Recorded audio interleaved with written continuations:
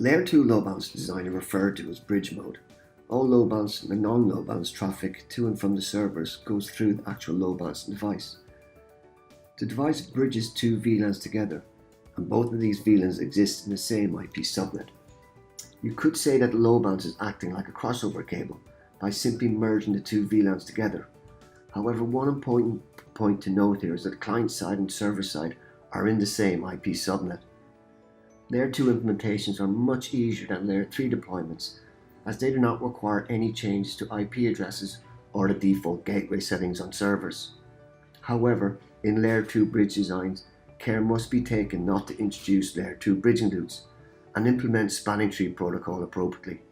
Layer 3 designs are when the load balance device acts in rooted mode. All load balanced and non-load balanced traffic to and from the servers goes through the load balancing device.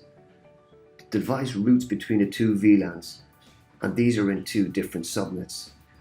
The key and major difference between Layer 3 and Layer 2 designs is client-side VLAN and server-side VLAN are in different IP subnets. The two VLANs are not merged together, and the load balance device routes between the VLANs. Layer 3 designs may be more complex to implement, as it does require IP address changes. However, in the long run, they are a lot more scalable. 1R mode refers to a load balance device that is not in the forwarding path. The key point here is that the load balancer resides in its own subnet and has no direct connectivity with the server-side VLAN. A key advantage of this mode is that only load balance traffic goes through the device. Server-initiated traffic bypasses the load balancer. It changes both source and destination IP address. The load balancer terminates outside TCP sessions and initiates new inside TCP sessions. When the client connection comes in, you take the source IP and port number, you put it in the load balancer's connection table and associate it with a TCP port number of the IP address of the load balancer.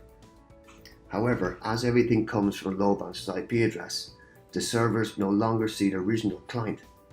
As a result, to indicate to the servers who the original client is, an X forwarder for HTTP header must be used.